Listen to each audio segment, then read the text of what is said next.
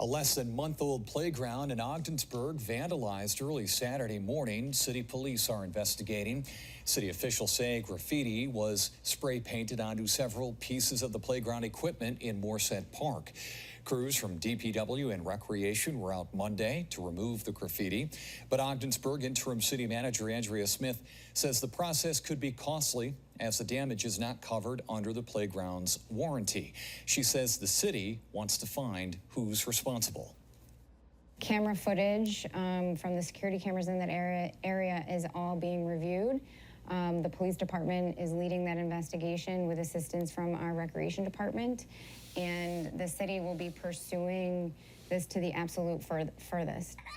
The playground opened in July, costing the city just under $900,000. If you have any information, call police at 315-393-1555. After a property reassessment in Ogdensburg, the city could stand to collect much more in property taxes, but that may not be the way this works out. 7 News reporter Zach Grady live in studio tonight to explain that. Zach.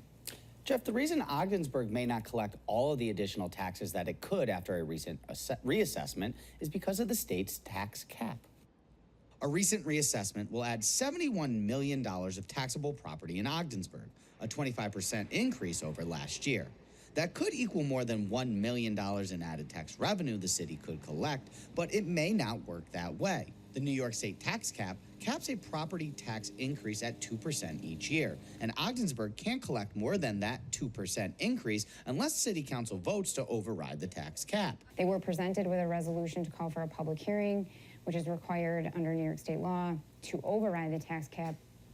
That did not go forward.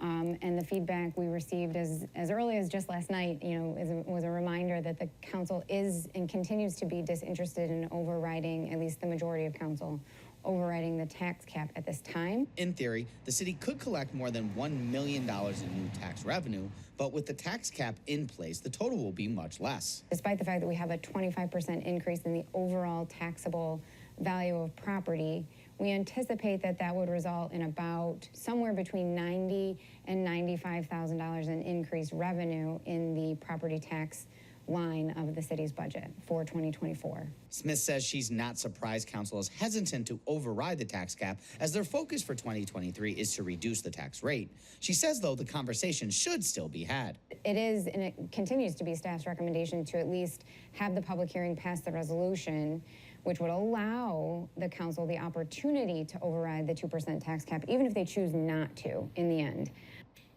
We reached out to the members of council today for comment. All of the members we spoke with told us that they needed more time to examine the figures before they would make a statement.